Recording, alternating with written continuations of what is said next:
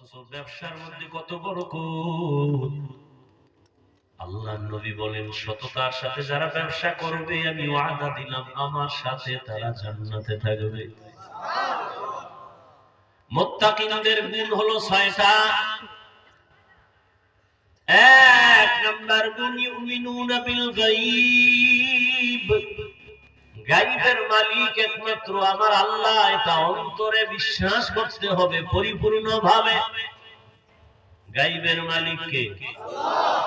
আল্লাহ কয়জন? বলেন ভালো করে। আল্লাহ যে এক, কোন দিক থেকে এক? সব দিক থেকে এক। মানে কি?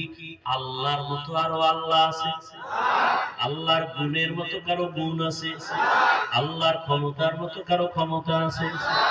যদি কেউ মনে করে আছে, মনে করার নাম শিরিক। যারা মনে করবে তাদের নাম মুশরিক। মুশরিকদের জন্য জান্নাত হারাম। ওয়া মান ইউশরিক বিল্লাহ ফাকাদ হারামাল্লাহু আলাইহিল জান্নাহ।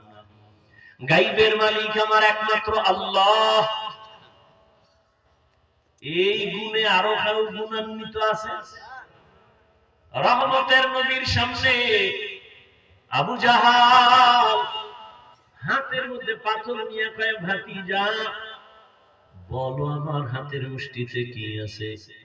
চাচা বললে কি হবে? কয় যদি বলতে পারো আমি কালেমাওয়ালা মুসলমান হয়ে যাব। নবী বলেন আমি বলতে জানি না। কেন জানো না? নবী বলেন আমি আলিমুল গায়বের মালিক না। গায়বের মালিক কে? আল্লাহ।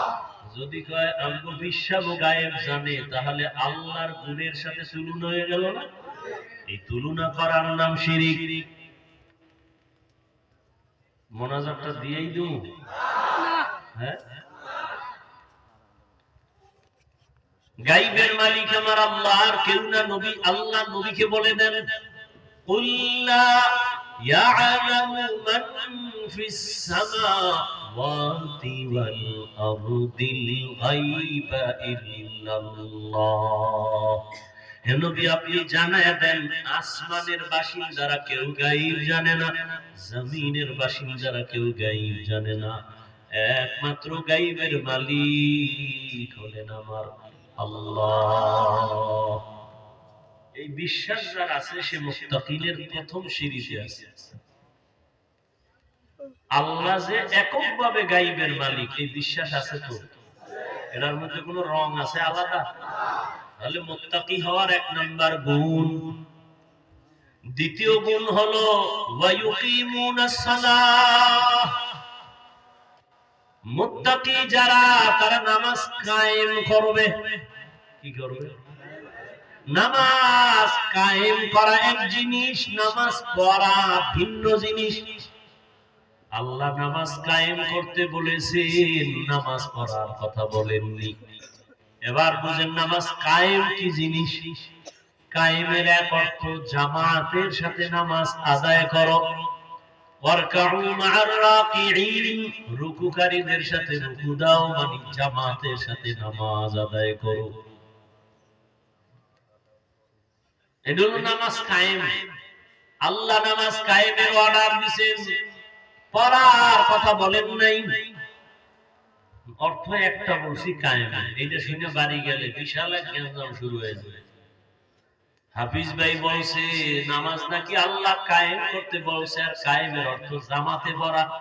ও ম্যাডাম, আমি মসজিদে একা গেলে হবে না, চলো তুমিও মসজিদে চলো।